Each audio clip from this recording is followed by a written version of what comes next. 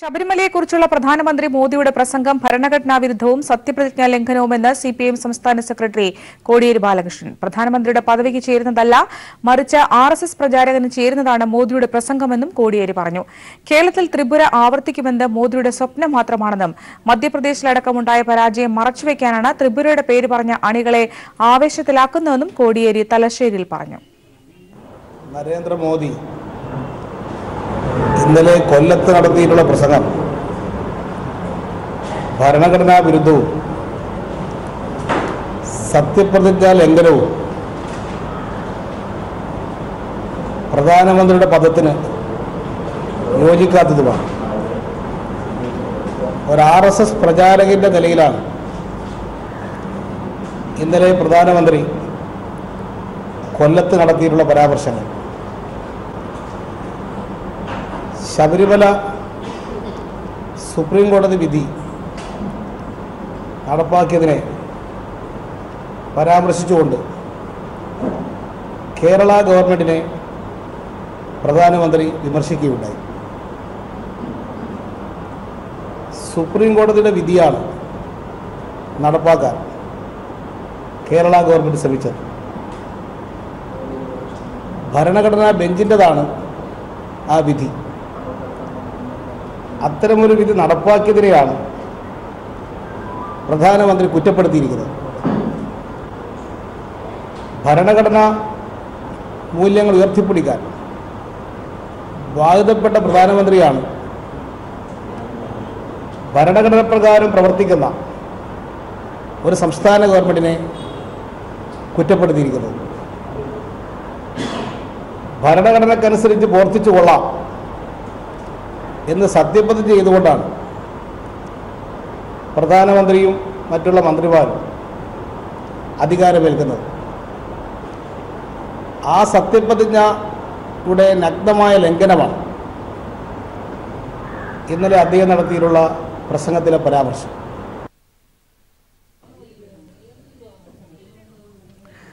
KSRTCയിലെ അനിശ്ചിതകാല പണിമുടക്ക് ഹൈക്കോടതി തടഞ്ഞു. ജീവനക്കാരുടെ സംഘടനകളുമായി ഗതാഗത മന്ത്രി തിരുവനന്തപുരത്ത് ചർച്ച നടത്തുന്നു. തൊഴിലാളികൾ സമരത്തിൽ നിന്ന് പിന്മാറുമെന്ന് ശുഭപ്രതീക്ഷയെന്ന മന്ത്രി AK ശശീന്ദ്രൻ.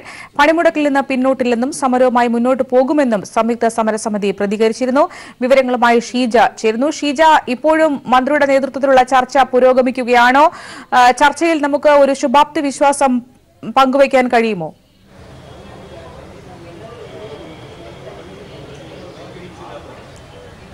തീർച്ചയായും അശ്വതി, പ്രധാനമായും ഇന്ന് അർദ്ധരാത്രി മുതലാണ് KSRTCയിൽ സംയുക്ത തൊഴിലാളി യൂണിയനുകൾ ഈ രീതിയിലൊരു അനിശ്ചിതകാല പണിമുടക്ക് സമരം പ്രഖ്യാപിച്ചത്. എന്നാൽ അതിനെ ഉച്ചയ്ക്ക് ഹൈക്കോടതി തന്നെ ഈ ഒരു പണിമുടക്കിനെ തടഞ്ഞിരുന്നു. ഈ ഒരു സാഹചര്യത്തിൽ പക്ഷേ അർദ്ധരാത്രി വരെ ഈ ഒരു പണിമുടക്ക് പ്രഖ്യാപിച്ചതിന് സമയമുണ്ട്. അതുകൊണ്ട് തന്നെ ഇതിൽ തുടർ ചർച്ചകൾ നടത്തി ഇത് പരിഹരിക്കാൻ ആവശ്യമായ നടപടി സ്വീകരിക്കണം എന്നൊരു നിലപാട് തന്നെയായിരുന്നു സംയുക്ത ട്രേഡ് യൂണിയനുകൾ സ്വീകരിച്ചിരുന്നത്. തുടർന്നാണ് ഏതായാലും വിഷയത്തിൽ ഗതാഗത മന്ത്രി തന്നെ ഇടപെട്ട് മന്ത്രി തന്നെ നേരിട്ട് ഇവരെ ചർച്ചയ്ക്ക് വിളിച്ചു. ഇവരുടെ ചർച്ച ഇപ്പോഴും പുരോഗമിക്കുകയാണ്. ഇത് ജനാധിപത്യപരമായുള്ള എല്ലാ മാർഗങ്ങളിലൂടെയും ഈ ഒരു സമരം അത് പിൻവലിക്കാൻ വേണ്ടിയിട്ടുള്ള മാർഗങ്ങൾ അത് തന്നെയാണ് സർക്കാർ നോക്കുന്നത് എന്ന് തന്നെയാണ് ഗതാഗത മന്ത്രി ഈ യോഗത്തിന് മുൻപ് മാധ്യമങ്ങളോട് പ്രതികരിച്ചത്. അതുകൊണ്ട് തന്നെ ഇവരുടെ വിഷയങ്ങൾ എല്ലാം തന്നെ ന്യായമായ രീതിയിൽ പരിശോധിക്കുന്നതായിരിക്കും. പക്ഷെ കോടതി വിധിയുടെ കാര്യത്തിൽ സർക്കാരിന് പുതുതായി ഒന്നും ചെയ്യാൻ സാധിക്കില്ല എന്നുള്ള കാര്യം യൂണിയനുകൾക്ക് അറിയാവുന്ന കാര്യമാണ് എന്ന് തന്നെയാണ് മന്ത്രിയും സൂചിപ്പിച്ചത്. അതോടൊപ്പം തന്നെ CMDയെ കുറിച്ചും ഇവർക്ക് വലിയ ആക്ഷേപങ്ങൾ തന്നെയാണുള്ളത്. അതെല്ലാം പരിശോധിക്കുന്നതായിരിക്കും എന്ന് തന്നെയാണ് മന്ത്രി അറിയിച്ചിട്ടുള്ളത്.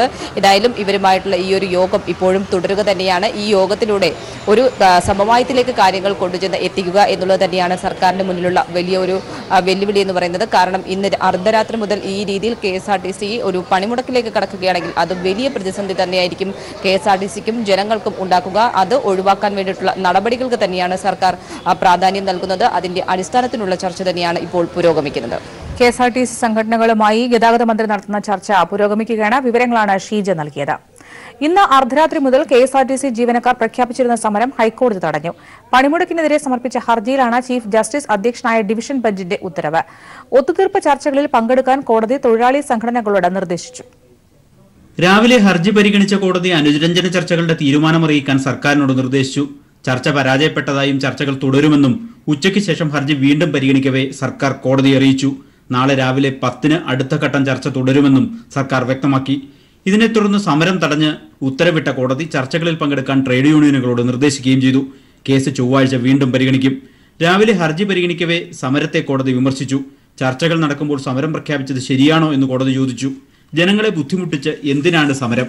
പ്രശ്നങ്ങൾ പരിഹരിക്കാൻ ശ്രമിക്കുകയല്ലേ വേണ്ടത് എന്നും കോടതി ആരാഞ്ഞു. യാത്രക്കാരുടെ അവകാശങ്ങൾ കൂടി പരിഗണിക്കണമെന്നും കോടതി പറഞ്ഞു. നേരത്തെ നോട്ടീസ് നൽകിയെന്നത് സമരത്തിനുള്ള ന്യായീകരണമല്ലെന്നും യൂണിയനുകളെ കോടതി ഓർമ്മിപ്പിച്ചു. എന്നാൽ അനുരഞ്ജന ചർച്ച വൈകിച്ചതിന് KSRTC മാനേജ്മെന്റിനെയും കോടതി വിമർശിച്ചു. തൊഴിലാളികളുടെ പ്രശ്നങ്ങൾ കേൾക്കാൻ മാനേജ്മെന്റിന് ബാധ്യതയുണ്ടെന്നും കോടതി ഓർമ്മിപ്പിച്ചു. തുടർന്നാണ് ചർച്ചകൾ തുടരാൻ സർക്കാരിനോടും KSRTCയോടും ട്രേഡ് യൂണിയനുകളോടും നിർദ്ദേശിച്ച് കോടതി ഉത്തരവിട്ടത്. News bureau, Kochi. People exclusive. Munambam മനുഷ്യക്കടത്തിൽ ദില്ലിയിലെ അന്വേഷണം വ്യാപകമാക്കി പോലീസ്. ദില്ലിയിൽ നിന്നും കേരളത്തിൽ എത്താൻ 8 പേർക്ക് ടിക്കറ്റ് എടുത്തു നൽകിയ വനിതാ ഏജന്റിനെ പോലീസ് ചോദ്യം ചെയ്തു. വിദേശത്തേക്ക് പോകുന്നവരുടെ സ്ഥലക്കച്ചവടത്തിന് സഹായിച്ചതായി സംശയിക്കുന്ന വസ്തു വിൽപ്പനക്കാരനെയും ചോദ്യം ചെയ്തു.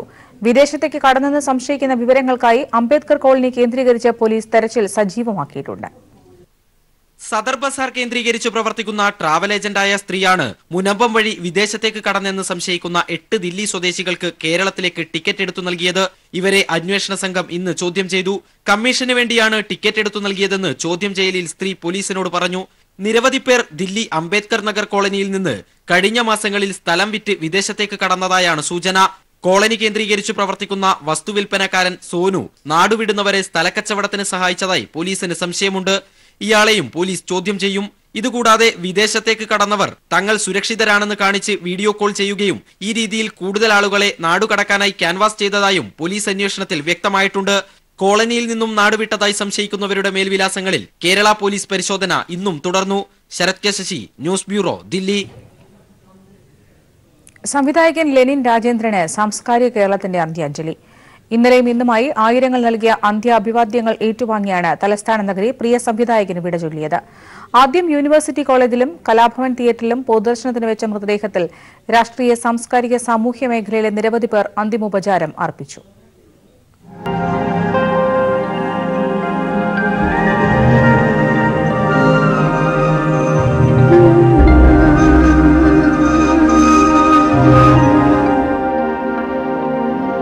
ജീവിതത്തിന്റെ എല്ലാ ടേക്കുകളും എടുത്ത ശേഷം വിശ്രമിക്കാൻ കിടക്കുന്നത് പോലെ ലെനിൻ രാജേന്ദ്രൻ നിശ്ചലനായി കിടന്നു. ഒരിക്കലും ഉണരാത്ത ആ ഉറക്കം ഒരു നോക്ക് കാണാൻ ആയിരങ്ങൾ ഒഴുകിയെത്തി. ജീവിച്ചിരിക്കുമ്പോൾ ഒരിക്കലും ഒഴിവാക്കിയിട്ടില്ലാത്ത ഡയറക്ടർ ക്യാപ്പ് അപ്പോഴും ലെനിന്റെ തലയിൽ ഉണ്ടായിരുന്നു. പണ്ഡിറ്റ് കോളനിയിലെ വീട്ടിൽ നിന്നും ആദ്യം യൂണിവേഴ്സിറ്റി കോളേജിലേക്ക് സ്നേഹിതരും വിദ്യാർത്ഥികളും അന്ത്യാഭിവാദ്യം നൽകി. ഓർമ്മകൾ മേയുന്ന തിരുമുറ്റത്തോട് യാത്ര ചോദിച്ച് ലെനിൻ പടിയിറങ്ങി. പിന്നെ തന്റെ കർമ്മമേഖലയായ വഴുതക്കാട്ട ചലച്ചിത്ര വികസന കോർപ്പറേഷൻ ആസ്ഥാനത്തേക്ക്. കലാഭവൻ തിയേറ്ററിലെ തിരശീലയ്ക്ക് സമാന്തരമായി പാതിയിൽ മുഴുകിപ്പോയൊരു സിനിമാ കഥ പോലെ കഥാവശേഷനായി ലെനിൻ കിടന്നു. സിനിമാ തിയേറ്ററിലെ സ്പീക്കറിലൂടെ ലെനിന്റെ സിനിമയിലെ ഗാനങ്ങൾ അപ്പോഴും ഒഴുകി വന്നു.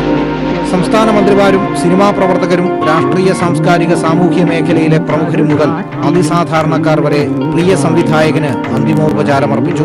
സെല്ലുലോയിഡിനോട് എന്നേക്കുമായി വിട ചോദിച്ചുകൊണ്ട് 3:45 കൈക്കാട് ശാന്തി കവാടത്തിലേക്ക് പ്രിയ കൂട്ടുകാരൻ കവി മധുസൂദനൻ നായരുടെ നേതൃത്വത്തിൽ കവിതയാലപിച്ചുകൊണ്ട് യാത്രാമൊഴി ചൊല്ലി. പൂർണ്ണ സംസ്ഥാന ബഹുമതികളോടെയായിരുന്നു സർക്കാർ ലെനിന് വിട നൽകിയത്.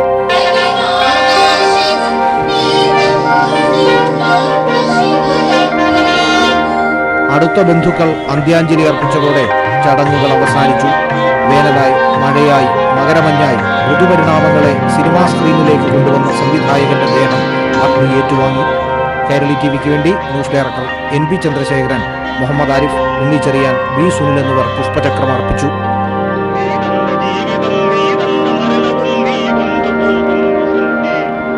വാർത്തകൾ തുടരുന്നു. ശബരിമല യുവതീ പ്രവേശന വിഷയത്തിൽ സുപ്രീം കോടതി വിധിക്കെതിരെ പ്രസ്താവന നടത്തിയ പ്രധാനമന്ത്രി നരേന്ദ്രമോദിക്കെതിരെ സുപ്രീം കോടതി സ്വമേധയാ കോടതി അലക്ഷ്യ നടപടികൾ കൈക്കൊള്ളണമെന്ന് CPM general secretary Sitaram Yechury.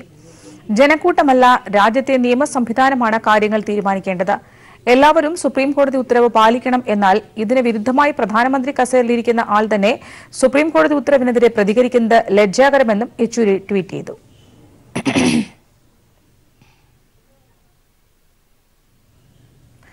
Bishop Franco മുളയ്ക്കലിനെതിരെ സമരം നടത്തിയ കന്യാസ്ത്രീകൾക്ക് സ്ഥലം മാറ്റം. സമരത്തിന് നേതൃത്വം നൽകിയ സിസ്റ്റർ അനുപമ ഉൾപ്പെടെ 4 പേരെയാണ് വിവിധയിടങ്ങളിലേക്ക് കൂട്ടത്തോടെ സ്ഥലം മാറ്റിയത്. സ്വാഭാവിക നടപടി മാത്രമാണെന്നാണ് സഭയുടെ വിശദീകരണം.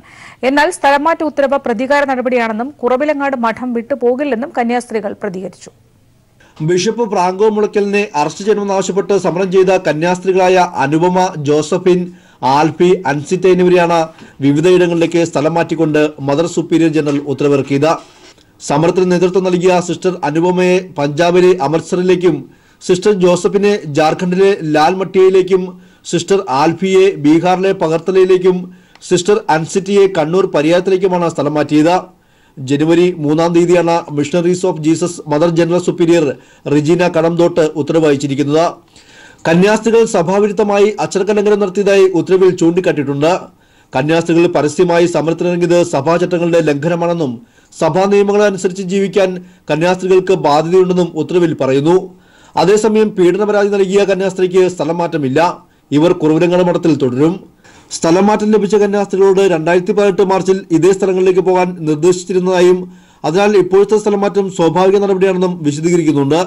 അതേസമയം സ്ഥലം മാറ്റ ഉത്തരവ് പ്രതികാര നടപടിയാണെന്ന് കന്യാസ്ത്രീകൾ തുറന്നടിച്ചു.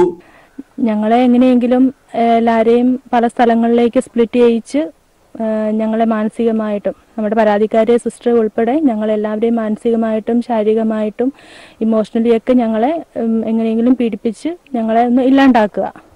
ശരിക്കും പറഞ്ഞാൽ നമ്മുടെ കുര്യാക്കോസച്ചൻ മരിച്ചതുപോലെ തന്നെ എങ്ങനെയെങ്കിലും ഞങ്ങളെ ഒരു മാനസിക സമ്മർദ്ദത്തിലാക്കാൻ വേണ്ടിയുള്ള ഒരു പുറപ്പാട് തന്നെയാണിത്. കേരളത്തിന് പുറത്തേക്ക് സ്ഥലം മാറ്റിയത് കേസ് ദുർബലമാക്കാനാണ്. കുറുകാട് മഠത്തിൽ നിന്ന് പോകില്ലെന്നും ഇരയാക്കപ്പെട്ട കന്യാസ്ത്രീക്ക് പൂർണ്ണ പിന്തുണ നൽകി കൂടെ ഉണ്ടാകുമെന്നും കന്യാസ്ത്രീകൾ വ്യക്തമാക്കി. News bureau, Kochi. ആലപ്പാട് കരിമണൽ ഖനന വിഷയത്തിൽ സർക്കാർ സമരക്കാരുമായി നാളെ ചർച്ച നടത്തും. താൽക്കാലികമായി സീവോഷ് നിർത്തിവെക്കാൻ മുഖ്യമന്ത്രി വിളിച്ചു ചേർത്ത ഉന്നതതല യോഗത്തിൽ തീരുമാനമായി. ഖനന ആഘാതത്തെക്കുറിച്ച് പഠിക്കാൻ വിദഗ്ധ സമിതിയെ നിയോഗിക്കും. ഖനനത്തിനെതിരായ പ്രതിഷേധം ശക്തമാകുന്ന സാഹചര്യത്തിലാണ് ഉദ്യോഗസ്ഥരുടെയും ജനപ്രതിനിധികളുടെയും യോഗം മുഖ്യമന്ത്രി വിളിച്ചത്.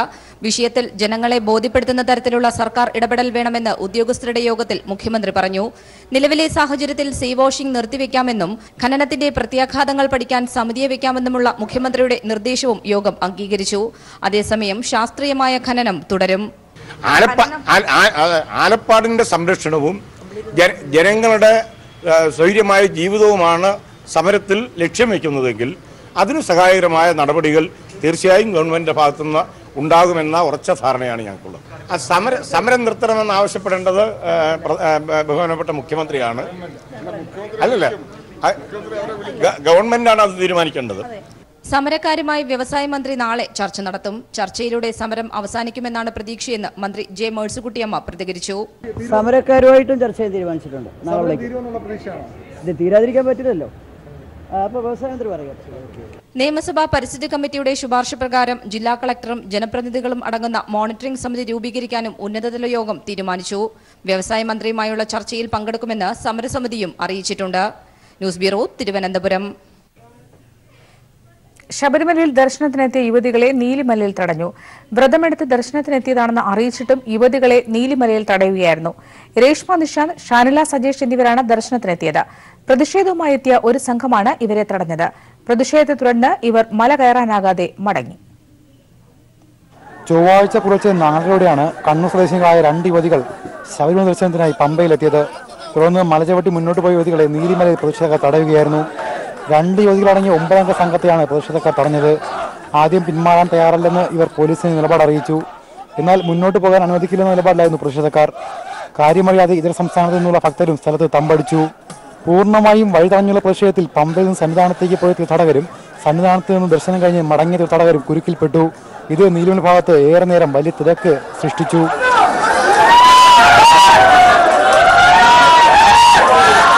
മറ്റ് തീർത്ഥാടകരുടെ സുഗമ ദർശനത്തിന് പ്രതിഷേധം തടസ്സം സൃഷ്ടിക്കാൻ തുടങ്ങിയതോടെ പോലീസ് യുവതികളുമായി സംസാരിക്കുകയും ഇവരെ പോലീസ് വാഹനത്തിൽ പമ്പയിൽ നിന്ന് മാറ്റുകയും ചെയ്തു. ഈ സമയത്ത് പോലീസിന് നേരെയും മാധ്യമ പ്രവർത്തകർക്ക് നേരെയും കല്ലേറുണ്ടായി. തുടർന്ന് അക്രമങ്ങളിൽ പങ്കെടുത്ത 7 പേരെ പോലീസ് കസ്റ്റഡിയിലെടുത്ത് ജാമ്യത്തിൽ വിട്ടു. നേരത്തെയും രേഷ്മ നിശാന്ത് ശബരിമല ദർശനത്തിനായി എത്തിയിരുന്നു. അന്നും പ്രതിഷേധത്തെ തുടർന്ന് മടങ്ങുകയായിരുന്നു. ശബരിമല അടയ്ക്കാൻ 3 നാൾ ശേഷിക്കെ വ്രതാനുഷ്ഠാനമായി ശബരിമലത്തെ യുവതി തടഞ്ഞുകൊണ്ട് സംഘപരിവാർ വീണ്ടും കലാപത്തിന് ശബരിമലയിൽ കോപ്പുകൂട്ടുകയാണ്. എന്നാൽ ഈ കലാപ നീക്കത്തെ മുളയിൽ നിന്നുള്ളാൻ പോലീസിനായി. പമ്പയിൽ നിന്നും ക്യാമറാമാൻ PP സലീമിനൊപ്പം VS അഭിരാം. വ്രതമെടുത്ത് ദർശനത്തിനെത്തുന്നവരായാലും അവരെ തടയുന്നത് അനീതിയെന്ന് ദേവസ്വം മന്ത്രി കടകംപള്ളി സുരേന്ദ്രൻ. അക്രമികൾ സ്വയം പിന്തിരിയാൻ തയ്യാറാകണമെന്നും അദ്ദേഹം മാധ്യമങ്ങളോട് പ്രതികരിച്ചു. പോലീസ് ശബരിമലയിൽ പുലർത്തുന്നത് തികഞ്ഞ സംയമനമാണെന്നും അദ്ദേഹം പറഞ്ഞു. ഇത്തരം അക്രമ പ്രവർത്തനങ്ങൾ ശബരിമലയിൽ പാടില്ല. അവിടെ വ്രതശുദ്ധിയോടുകൂടി ശബരിമല സന്നിധാനത്ത് അയ്യപ്പനെ തൊഴാൻ വരുന്ന ഭക്തജനങ്ങളെ തടയുന്നത് അന്യായമാണ്, അനീതിയാണ്. ഒരു കാരണവശാലും അത് ശരിയല്ലെന്ന് തന്നെയാണ് എൻ്റെ അഭിപ്രായം. പോലീസ് അവിടെ വളരെ വളരെ ആത്മസംയമനം പാലിക്കുകയും ശബരിമല സന്നിധാനത്തിൻ്റെ പവിത്രത സൂക്ഷിക്കണമെന്നുള്ള നിലയിൽ വളരെ ശ്രദ്ധയോടുകൂടി കാര്യങ്ങൾ കൈകാര്യം ചെയ്യുകയാണ്. അവിടെ ഒരു കലാപമുണ്ടാക്കാനോ പ്രശ്നമുണ്ടാക്കണമെന്ന് ആഗ്രഹിച്ച് നിൽക്കുന്നതായിട്ടുള്ള അക്രമി സംഘങ്ങൾക്ക് പേക്കൂത്ത് നടത്തുന്നതിന് വേണ്ടിയിട്ടുള്ള സൗകര്യം ഒരുക്കുന്നതിന് പോലീസ് തയ്യാറാകുന്നില്ല എന്നുള്ളത് മാത്രമേ ഉള്ളൂ.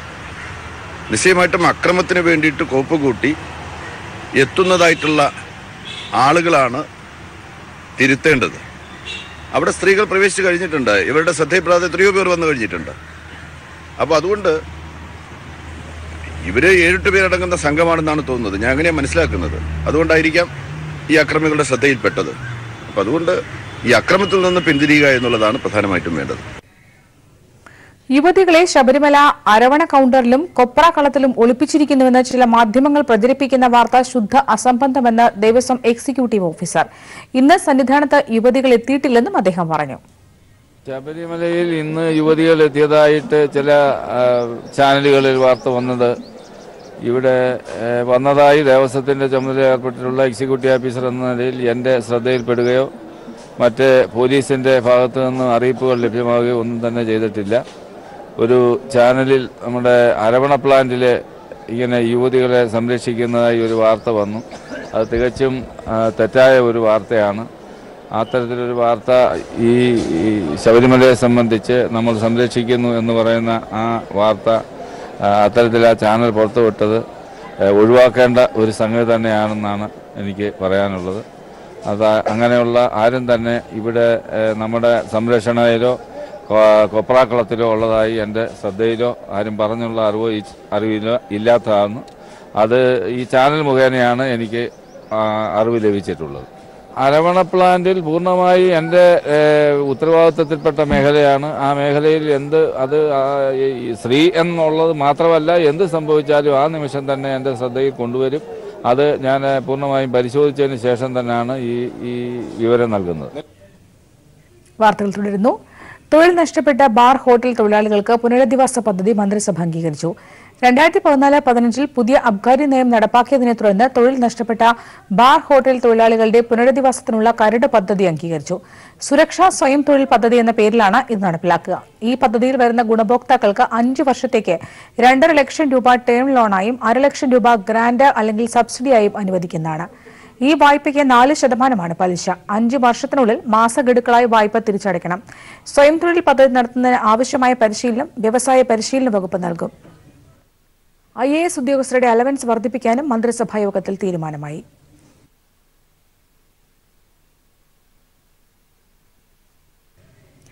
ഔദ്യോഗിക സ്ഥാനങ്ങളൊന്നും വഹിക്കാത്തതുകൊണ്ടാണ് കൊല്ലം ബൈപ്പാസ് പരിപാടിയിൽ താൻ പങ്കെടുക്കാതിരുന്നതെന്ന് BJP സംസ്ഥാന അധ്യക്ഷൻ PS ശ്രീധരൻപിള്ള. പരിപാടിയിൽ പങ്കെടുത്തിരുന്നുവെങ്കിൽ മെട്രോയിൽ കയറിയ കുമ്മനത്തിന്റെ അവസ്ഥയാകുമായിരുന്നുവെന്നും ശ്രീധരൻപിള്ള കോഴിക്കോട് പ്രതികരിച്ചു. സെക്രട്ടേറിയറ്റിന് മുന്നിലെ സമരം എങ്ങനെ മുന്നോട്ട് കൊണ്ടുപോകണം എന്ന് പാർട്ടി ആലോചിച്ച് തീരുമാനിക്കുമെന്നും ശ്രീധരൻപിള്ള പറഞ്ഞു. എനിക്ക് മറ്റൊരു കാര്യത്തിലും ആഹ്ലാദമുണ്ട്.